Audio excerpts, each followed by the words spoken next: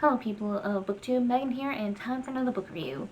Today, I'm going to talk about Alanna by Tamora Pierce, and this is book 1 in the Song of the Lioness Quartets. I have read this series in the past. I think I first read it back in really early high school or late middle school, and just fell in love with this series as well as the other series that take place in this world. And I've been wanting to read it, reread it, and review it for so long. And the time has finally come. I believe this was one of the first high fantasy books I've read. I believe it's considered high fantasy at least. And just fantastic, very fond memories of it. This series follows a girl named Alanna, and she wants to be a knight. She wants to be a lady knight, but unfortunately, girls don't go off and become knights. It just isn't done. It's not proper. But this is something that she really wants, and her twin brother, who is going to be sent off to be a knight, doesn't want to be a knight. He wants to be a scholar. He wants to be a sorcerer. And Alanna comes up with this brilliant idea for them to switch places. She'll pretend to be a boy and go off and learn to be a knight, and he will go in her place to the convent, I believe is where the first place he goes to, and learn to become a sorcerer. So this book focuses on Alanna's time as a page in her training and some of the challenges that pop up in the meantime. This book takes place over like 4-ish years, which I think is pretty cool how time is handled. Like, it doesn't feel like things go too fast. It was paced really well, in my opinion. It goes just slow enough to hit some major points and challenges that Alanna faces over the years, but it moves fast enough that we aren't hit with all sorts of useless filler and have the book drag on, which is great. It's a good balance, in my opinion. And it's also good to see how Alanna grows over the years. And just love it. Fantastic. Highly recommend it. And I look forward to moving on to the second book, which I believe focuses on Alanna's time as a squire. So really, not much more I can say without giving spoilers. So yeah, for those who have not read this series yet, have not read this far yet, and don't want to be spoiled, I highly suggest you click right now and come back after you catch up. So I'm apologizing if I'm not looking at the camera the whole time. I have my notes, and yeah. One thing that I did enjoy was Alanna, things didn't come easily for her, and she is not necessarily as physically strong as some of the other pages, but it is something that she works on. She doesn't let it hold her back. She pushes herself to learn. She puts in the time to improve herself, to improve her strength, to improve her skills, just to improve overall. And there was a point very early on in her training where she wanted to give up. She, back home in Trebon, I'm bad with names, I'm bad at names, and she was so used to being so good at these fighting arts with archery and hiking, running. She's used to doing better than others because she is better than her twin brother at these things. She is used to not putting in as much effort. But here she is struggling and seeing all these people be so much better than her at things, and it's discouraging. It's hard. She's overwhelmed with everything, not just the physical stuff, but the lessons as well. And when she doesn't complete things because she has no time, just her tasks build up, and there's so much to do and not enough time. And it was a lot. It was a big change in her life, in her day-to-day pattern, and it's stressful, especially for a 10, 11-year-old child. And she wanted to give up. She had that impulse to give up, and she almost gave into it. And just, I love how Coram handled this little tantrum of hers wanting to leave and go home and give up. He didn't make her tough it out. It's not like, oh no, you'll get better, you're gonna tough it out, we're here, you wanted this.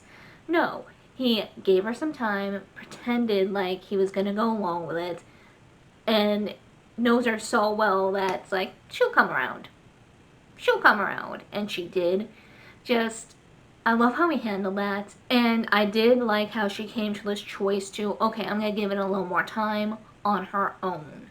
Yeah, Coram kind of guided her a little bit, but in the end it was still her choosing, you know what, yeah, I'll give it another week, which turned into another week, which turned into a month, and so on and so forth. And things gradually calmed down a little bit more as she got used to things, as she figured things out. So I love so many of the characters in this book. Alanna, obviously I love her.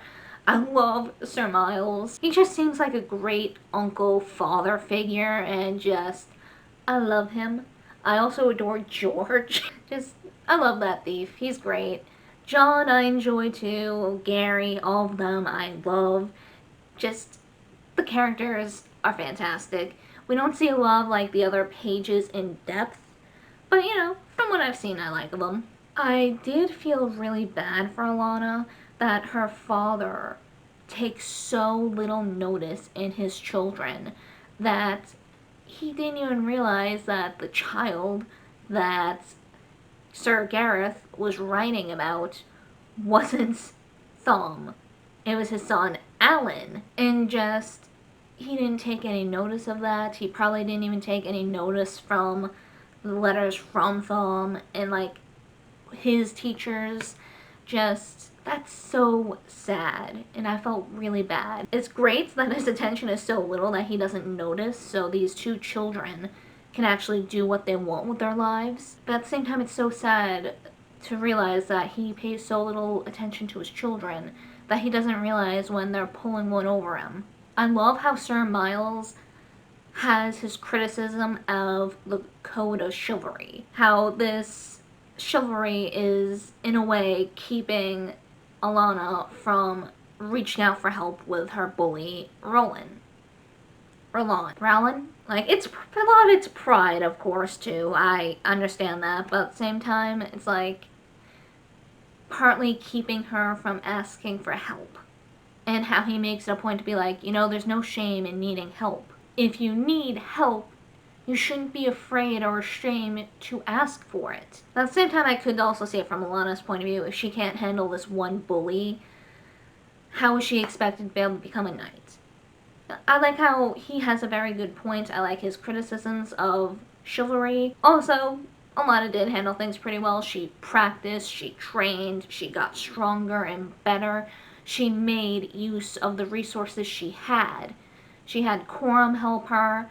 She had George teach her some tricks that Roland wouldn't know. And just, she took the resources she had available to her and improved herself and kicked his ass, and I love that. And also, I just really appreciate Alanna's dedication to her skills. Also, can I just say, I find it hilarious that all these pages in Squires and in turn John, the prince, becoming friends with thieves.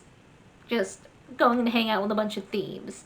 Not only thieves, the king of thieves, George, and just, I don't know why, I just find it entertaining. I don't know if that's just me or what. It got a few giggles out of me from time to time, just realizing they're becoming friends with a thief. They are friends with the king of thieves. I don't know. I find entertainment out of random things, I guess. And can I just say, I love George's and John's first meeting when Alanna is getting the horse from him. And just, for a thief, George can be pretty damn honest, which I can respect. He knew Alanna, who he knew as Alan at that point, well enough. If I steal this horse for him, he's not gonna want it. So I need to pay fair and square, or else he's not gonna accept this gift. And nor would he take this horse as a gift. So, just, I like how he handled that. He knew his friend well enough to handle the sale of Moonlight as he did. And I love how he also, when he explained it to John, like, on the side, John instantly is like, yeah, no, you're right. You are right. That is exactly how Alan is. And just, poor Alanna, her taking so long to realize people are nice to her. People do these things for her because that's what friends do. And just how that whole concept seems new-ish to her or foreign to her makes my heart ache for her. Also, one thing also that I love about this series, especially this book in particular. This is probably one of the first and few books since I've read where the main character, who is a girl, gets her period. Like, I have not read that many books where anything menstruation related is involved. And it's mind blowing to think about that, because just thinking about all of the books I've read, and how few of them mention this, even in passing, this very natural aspect of life. Like, Alanna was like 10 or 11 when she was sent off to start her page training. She grew up without a mother. Her mother died in childbirth, and there was really no one around to tell her, hey, this is a thing.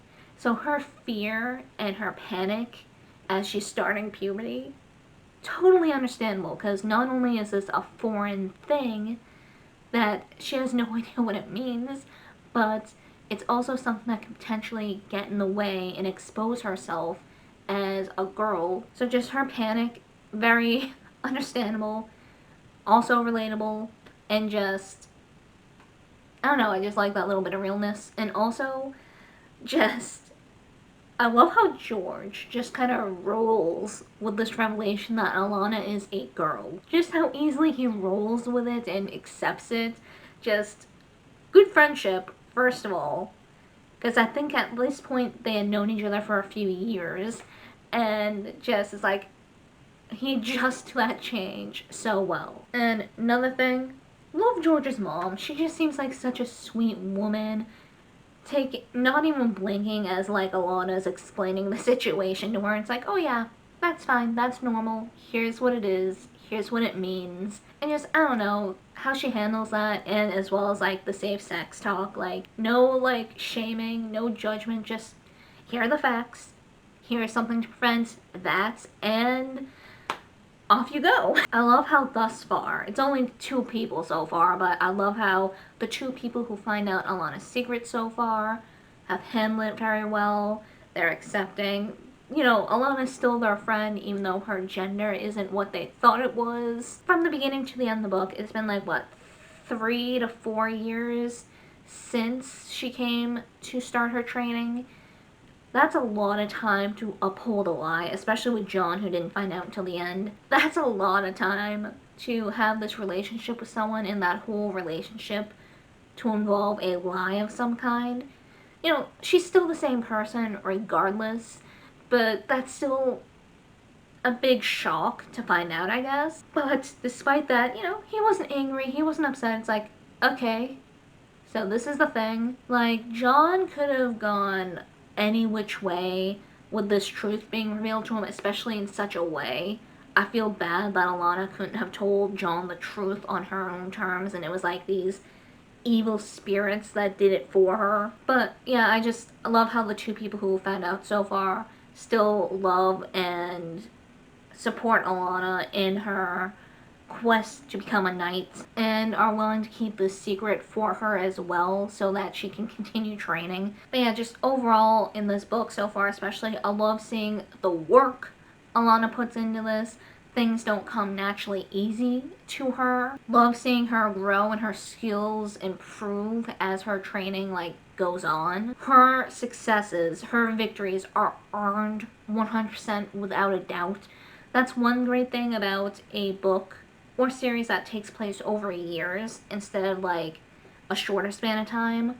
It makes their growth, I feel, come off much more organically. Like, she is still a work in progress. She's got years of progress under her belt already, but she still has years to go and improve as well. And how things, like I said, don't come as easily to her. They aren't like natural.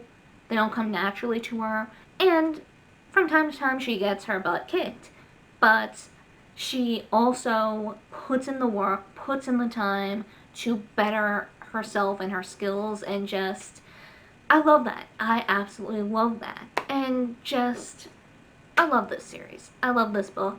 And I look forward to, I believe the next one is In the Hands of the Goddess. And yeah, can't wait to read it. And yeah, that's really all I have left to say on Alanna.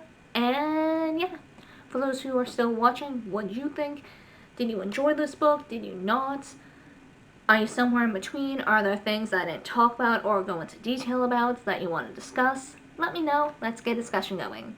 And yeah, that's it for this video, and I hope to see you guys next time.